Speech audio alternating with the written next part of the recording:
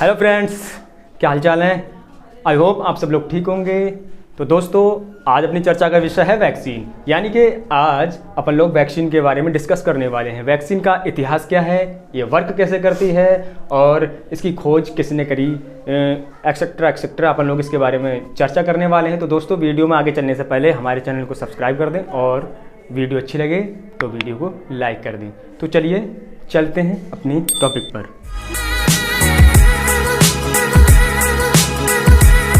तो दोस्तों, अपन चलते हैं अपने टॉपिक पर। इसके लिए बिल्कुल पेटी पैक हो जाइए, बहुत ही प्यार से अच्छे से समझाऊंगा। आई प्रॉमिस कि सारी इन्फॉर्मेशन आपको कलेक्ट हो जाएगी वैक्सीन के बारे में। दोस्तों, अपन चलते हैं सन 1796 में, यानी कि बात है 1796 की। एक साइंटिस्ट हुआ करते थे जिनका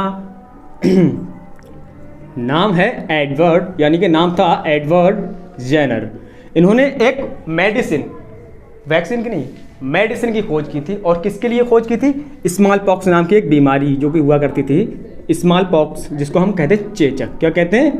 चेचक। इसके लिए एक मेडिसिन की खोज की थी, एक मेडिसिन बनाई थी, और जो कि बहुत ही कारगर साबित हुई थी इस बीमारी को साफ करने में। और इसका अंत भी सन 2016 तक इस दुनिया से हो चुका है। इसी मेडिसिन को नाम दिया गया था वैक्सीन। इसी मेडिसिन को कहा गया था वैक्सीन। एक तो पॉइंट ये हो गया। दूसरा, अगेन सन 1885 की बात करते हैं। तो 1885 में एक साइंटिस्ट थे जिनका नाम था लुई पास्चर। क्या था? Louis Pasteur.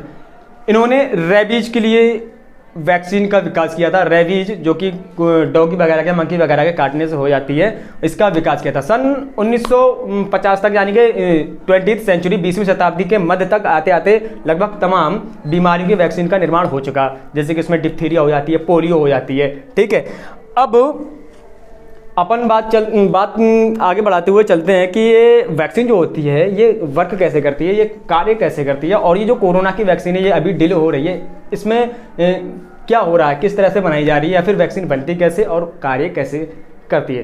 तो अपन चलते हैं और आगे डिस्कस करते हैं। तो दोस्तों, वैक्सीन का कार्य क्या होता है? देखिए, वैक्सीन का जो मेनली कार्य होता है वो होता है एंटीबॉडीज़ को विकसित कर रहा है। अब कुछ लोग ये सोचते होंगे कि यार एंटीबॉडीज़ क्या होती है, नाम तो बहुत सुना कि एंटीबॉडीज़ को विकसित करती है वैक्सीन वगैरह, तो ये होता क्या है? तो दोस्तों, आगे चलने से पहले मैं आपको 2 मिनट की एक स्टोरी सुनाता हूँ। बड़ा ही ध्यान से सुनना है, इससे समझ में थोड़ा सा अच्छा आएगा। तो मैं एक छोटी सी स्टोरी सुनाता हूँ, बड़ा इंटरेस्टिंग है। देखिए, यूँ समझ लीजिए कि यहाँ पर एक देश ए है और एक देश यहाँ पर बी है। ये जो देश ए है ना, ये समझ लीजिए कि अपनी बॉडी है, अपनी बॉडी भी एक कंट्री के समान है। तो हम ये एज्यूम कर लेते हैं कि कोई एक देश है, लाइक अपनी बॉडी। अब क्या होता है कि ये जो देश है ना, ये अपनी सुरक्षा के लिए एक आर्मी बना रखा है। इसके पास, हर एक देश के पास एक आर्मी होती है, ठीक है, तो अपनी निजी सुरक्षा के लिए। तो इस देश के पास भी कोई आर्मी है। अब क्या होता है कि दूसरे देश से इसका क्या हो गया, इसकी भिड़ंत हो गई या फिर आक्रमण हो गया, तो दूसरे देश ने इस पर क्या कर दी, चढ़ाई कर दी। दैट कंडीशन, इसकी जो आर्मी है क्या करेगी, डिफेंस करेगी अपनी कंट्री को और लड़ाई लड़ेगी। अगर इसने इसकी सेना को हरा दिया तब तो ये सेफ रहेगी। अगर इसकी सेना इसकी अपेक्षा, यानी कि इसकी सेना से हार गई, तो क्या होगा कि ये जो देश है इस पर चढ़ाई कर देगा और इसका कुछ हिस्सा या फिर पूरा हिस्सा अपने अंडर में ले लेगा। यानी कि इसकी जो आर्मी है अपनी बॉडी में एंटीबॉडी कहलाती है। क्या कहलाती है? एंटीबॉडी कहलाती है। अब क्या होता है कि अगर इसने इसको एक बार पराजित कर दिया, क्या कर दिया, पराजित कर दिया, तो ये फिर किसी, यहाँ पर एक देश मान लेते हैं कोई सी है और इसके पड़ोसी एक डी भी है। इन लोगों को डर सताया कि यार ये हम पे भी अटैक ना कर दे। तो ये सारे देश या फिर ये देश क्या करते हैं, अपनी हिफाजत के लिए ये सोचते हैं कि यार इसने इसको हरा दिया, तो ऐसे कौन से वेपन इस पर ज़्यादा थे कि इसने इसको हरा दिया, ये कैसे पावरफुल बना। तो ये इसके पास जो भी हथियार थे, जो भी वेपन थे, तो वही वेपन अपने आप खरीदना चाहेंगे। अब किससे खरीदेंगे? तो यहाँ पर हम मान लेते हैं कोई एक देश ए है, ये देश जो है वेपन सप्लाई करता है अदर देश के लिए। अब ये जो देश हैं ये इस ई जो कंट्री ई है इसके पास जाएंगे और बोलेंगे भाई ये जो बी को आपने जो वेपन दिए हैं, एज्यूम कर लेते हैं कि वी को ई ने वेपन दिए हैं, तो वही वेपन ये वाली अदर कंट्रीज हैं लेने जाएंगे कि भाई हमें भी ये वेपन चाहिए, जिससे कि हम अपनी प्रोटेक्शन जो है बी से कर सकें और उसका मुकाबला कर सकें, जिससे कि आइंदा फ्यूचर में वो हमारे ऊपर कभी भी अटैक करे तो हम अपनी प्रोटेक्शन खुद अच्छे से कर सकें।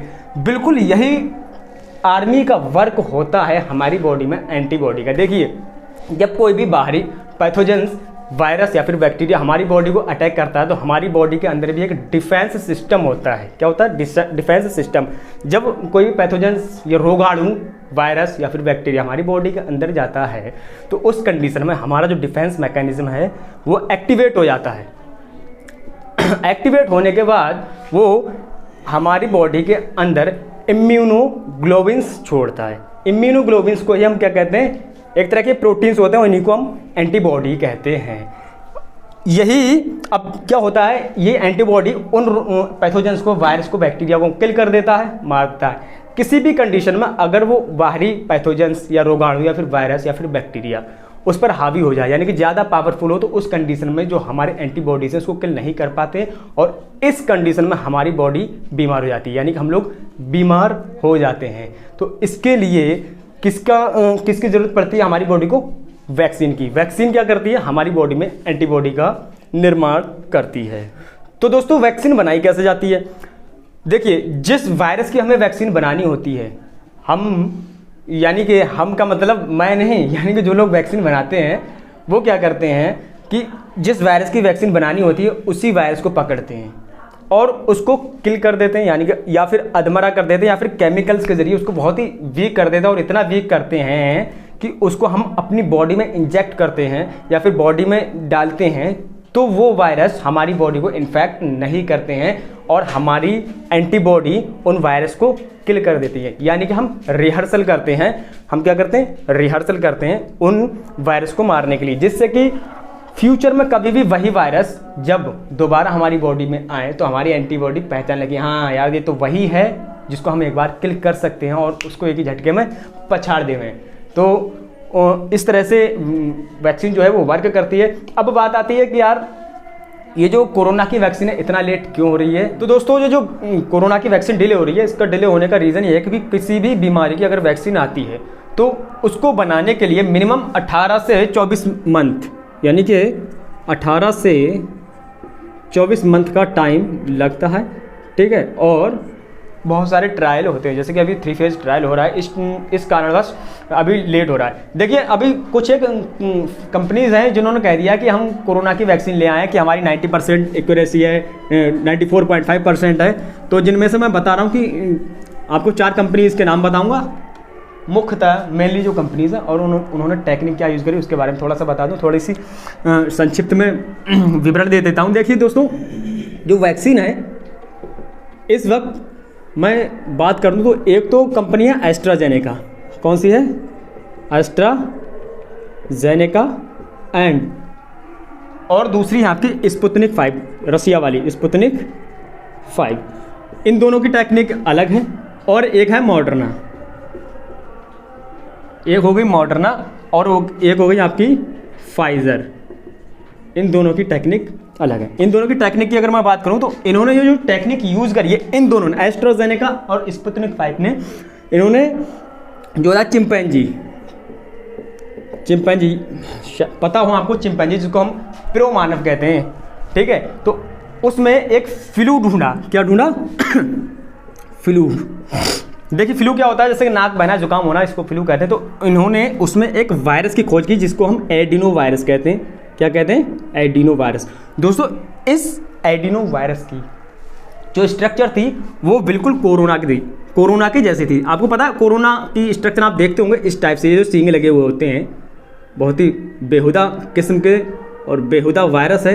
अब ये देखिए दोस्तों, अब ये जो वायरस था ये बिल्कुल कोरोना के जैसे ही दिखाई पड़ता था। तो इनके जो साइंटिस्ट थे इन्होंने क्या किया कि इसी को निष्क्रिय करके बॉडी के अंदर इंजेक्ट कर दिया, ठीक है। देखिए, वैक्सीन डालने का हमारी बॉडी में दो मेथड होते हैं। एक तो हम ड्रॉप के जरिए से, पोलियो को ड्रॉप पिलाई होगी, 2 बूंद जिंदगी की खुराक जबरदस्ती पिलाई होगी घर वालों ने थप्पड़ मार के, उसी टाइप से हम मुंह के थ्रू पीते हैं, और एक होता है इंजेक्शन के थ्रू लगाते हैं। तो इसको निष्क्रिय करके बॉडी के अंदर डाल देंगे। और इन्होंने ये सोचा, इन कंपनी के साइंटिस्ट ने सोचा कि इसको निष्क्रिय करके बॉडी के अंदर डाल देंगे तो हमारी एंटीबॉडीज इसको किल कर देंगी। फ्यूचर में कभी भी अगर कोरोना वायरस ने एंट्री मारी बॉडी के अंदर तो यही समझ करके, इस वायरस को समझ करके हमारी एंटीबॉडीज उसको किल कर देंगी और हम सेफ हो जाएंगे। इन्होंने इस टेक्निक का यूज़ किया। बट मॉडर्ना और फाइजर ने क्या किया, मॉडर्ना फाइजर ने mRNA टेक्निक का यूज़ किया। This is the most important case. देखिए अभी आने वाले एग्जाम हैं, बहुत सारे एग्जाम हैं, उनमें ये क्वेश्चन पूछा जाएगा कि mRNA क्या होता है। इसलिए मैं इस चीज़ को स्किप भी कर सकता था, बट आने वाले एग्जाम में ये बहुत इंपॉर्टेंट रोल प्ले करेगा, इसलिए मैं यहाँ पर इसको कवर कर रहा हूँ। देखिए mRNA टेक्निक का यूज़ किया मॉडर्ना ने और फाइजर ने, जिन्होंने अपना जो रेट बताया है सही करने की जो दर बताई है लगभग 95%, ठीक है। मॉडर्ना ने 94.5 और फाइजर ने 95% बताया। देखिए ये mRNA टेक्निक क्या होती है, बस मेरा बताने का मकसद यहाँ पर इतना था, तो मैं mRNA टेक्निक आपको बताता हूँ क्योंकि ये बहुत इंपॉर्टेंट रोल प्ले करने वाली है आने वाले एग्जाम्स में। देखिए ये होती है हमारी कोशिका, ठीक है, और ये होता है उसका केंद्रक, मान लेते हैं, ठीक है, और इसके अंदर भरा होता है ये जीव द्रव्य। ये है आपका कोशिका सेल, ठीक, ये है केंद्रक और यहाँ पर भरा हुआ है ये बहुत सारा जीव द्रव्य, ठीक है। भाई इसके अंदर होता है प्रेजेंट डीएनए, ठीक है। अब बहुत सारे भाई ये कहने लगे कि नहीं क्रोमोसोम होता है, भाई अभी सिर्फ मैं डीएनए की बात कर रहा हूँ, ठीक। और इसके ऊपर यहाँ पर लगे होते हैं राइबोसोम। क्या होता है? राइबोसोम, ठीक है। यूकैरियोटिक कोशिका की बात कर रहा हूँ, ठीक है, राइबोसोम। देखिए भाई ये डीएनए होते हैं ना, ये एक तरह से पिता समान होते हैं इनके। इन्हें चाहिए होता है साहब खाने के लिए प्रोटीन, ये प्रोटीन लेते हैं। अब प्रोटीन लेते तो प्रोटीन कहीं ना कहीं से लेंगे, तो भाई ये जो प्रोटीन लेते हैं ये राइबोसोम बनाता है, राइबोसोम से प्रोटीन लेते हैं। लेकिन ये है पिताजी तो नवाब हैं भाई, उठकर तो जाएंगे नहीं, तो इनके लिए जो प्रोटीन लाता है ना, जैसे घर में पापा जी बैठे हैं और बच्चे से कहते हैं कबे चल मम्मी से ये चीज़ लेके आ खाने के लिए, तो ऐसा ये डीएनए करते हैं कि प्रोटीन पीते हैं और प्रोटीन बनाता है भाई राइबोसोम। यानी कि राइबोसोम को आप किचन समझ लीजिए। तो राइबोसोम से प्रोटीन डीएनए तक पहुंचाने का जो वर्क करते हैं ना, वो करते हैं mRNA, ठीक है। एम का मतलब ही होता है मैसेंजर। क्या होता है?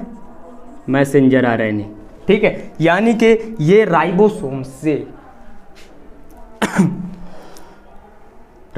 से प्रोटीन को डीएनए तक पहुंचाने का वर्क करते हैं। इनके साइंटिस्ट ने क्या किया कि इसी mRNA को पकड़ा के भाई तू इधर आ, क्या ले जा रहा है। तो इन्होंने कहा था कि भाई डीएनए की डिमांड है कि हम इस प्रोटीन को वहाँ तक पहुँचाएं, और वो जो प्रोटीन उन्होंने कैच किया इस mRNA से, तो वही जो प्रोटीन का नाम था वही कोरोना वायरस, यानी कि नोवल कोरोना वायरस। और उसी की कॉपीज़ बना करके, उसी वायरस को पकड़ करके उसकी कॉपीज़ बना करके उसको निष्क्रिय करके और वैक्सीन बनाए हैं। और इस प्रकार से ये टेक्निक यूज़ करके इन्होंने अपनी वैक्सीन बनाई है। तो उम्मीद करता हूँ आपको आज का ये लेक्चर, आज की ये वीडियो पसंद आई होगी, और ऐसे ही अपना सपोर्ट करते रहिए। ऐसे ही इंटरेस्टिंग वीडियो देखने के लिए जुड़े रहिए हमारे साथ। जय हिंद।